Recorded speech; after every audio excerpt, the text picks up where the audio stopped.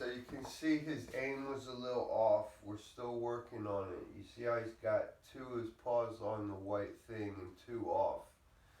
And it's to create the space, like being up against the wall makes him feel more confined. Well, that's part of the training right now. Like, okay, so I just want to bring him a little bit over, but see, he's going to want to back up. So what I'm going to do is come all the way around here, and see now did you see how I want to do that? See, this is what we're working on.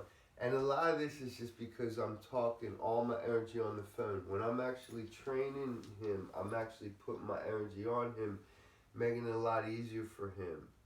But what I'm going to do is lead him back around and just bring him over here. Say, come on. And so now he's sitting where I want him. No drama, no big praise. He needs to understand this is how it works.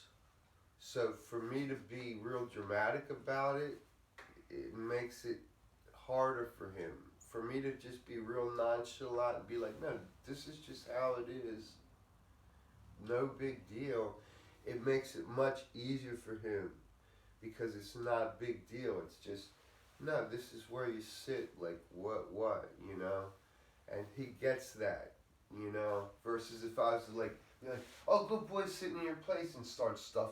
It's like food in his mouth, like that's not going to train his mind, it'll get him to sit there, but who wants to be stuffing food in a dog's mouth every time they turn around?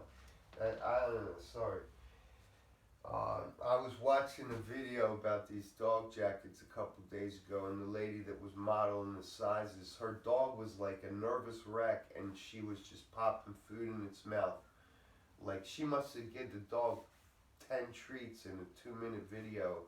That kind of stuff aggravates me because I know it messes up the dog, and these trainers think that's how dogs communicate, and it's not at all.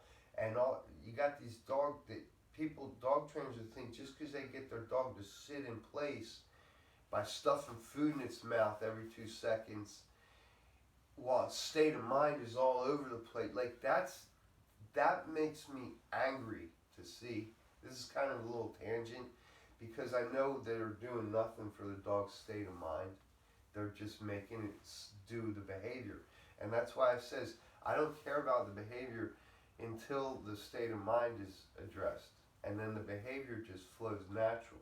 It's normal for him to want to sit here right now because the state of mind is, I'm not bribing him, like he's understanding, like when we come in the house, this is what we do. And it's real matter of fact. So it's like actually going to become his way of being without needing to be bribed and stuff, Feeding dogs treats all the time to get them to do what you want just makes them crazy, excited, or neurotic. Like, I really do not vibe with that. So now that he's here, the next step is to take the collar off, see? And we've been working on this because he knows what I want from him. See how he didn't move at all? He didn't even shift his weight on his paws because we've worked on that.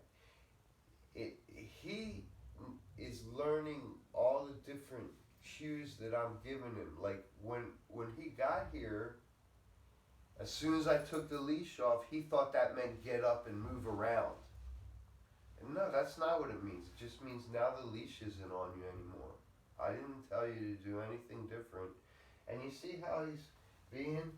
And the way that I train him to be this way is by going through these motions and then giving him like a bunch of praise, but not praise. You see what I'm doing right now is I'm massaging under his neck.